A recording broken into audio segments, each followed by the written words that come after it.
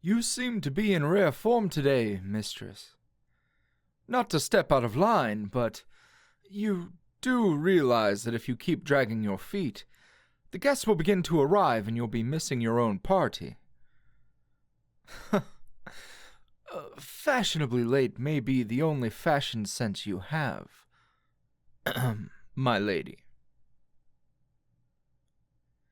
It won't be half as bad as you're expecting. Even if you do the bare minimum amount of mingling, you could pass your silence off as being mysterious and distant rather than having a cold, blatant disdain for your fellow nobles. But if you want to pull that off, you have to at least get out of the bath. And I would recommend some clothes as well.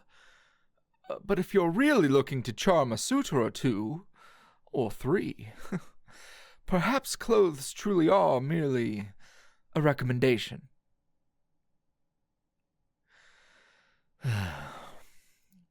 I know you're tired of hearing about it, but you do need to start at least considering some of these potential suitors.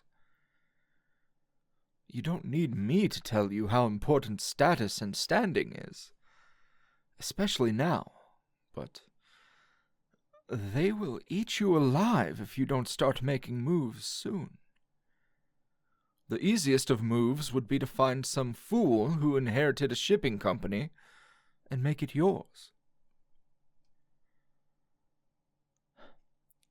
You told me at the start that you wanted me to be honest with you at all times. You know I don't believe you need anyone to succeed. Certainly not a man. Not a husband.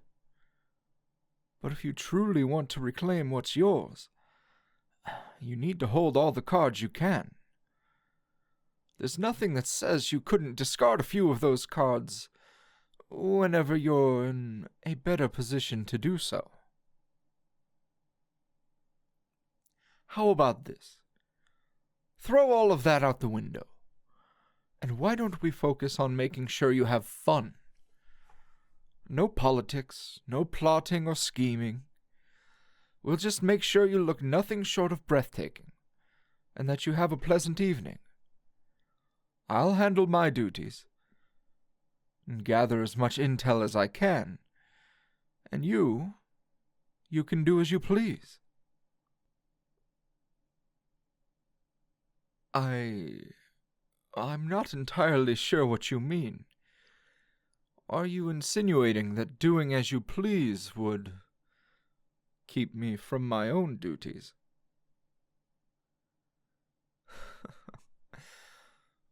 You're soaking wet.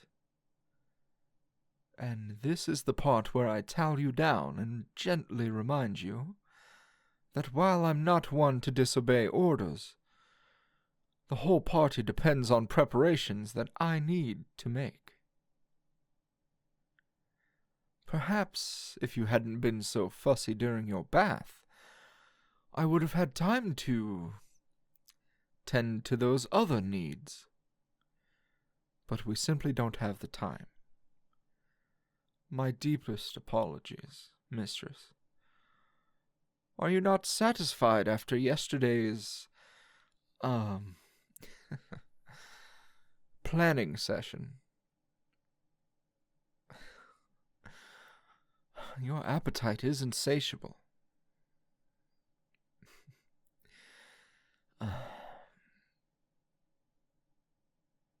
You're really going to make me deny you?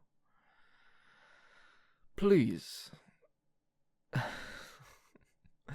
Can't you be just the slightest bit responsible for me? Thank you. Now, don't enjoy me toweling you down too much. We need to decide what you're going to wear this evening. Perhaps you'll settle down once you're dressed. Come now. We'll have to select something from your wardrobe that is suitable for an occasion like this. We can't have you outdone at your own party. I simply couldn't allow it. Don't worry. I have a few options in mind that'll complement your figure. In fact, it may lead to some of your bolder guests complimenting your figure as well.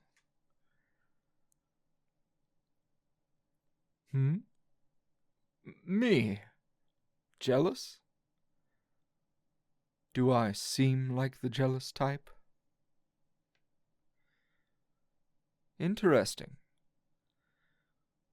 Jealous wouldn't be the word I'd use. I am confident that no man or woman will be stepping through your door tonight who possesses even a fraction of my skill.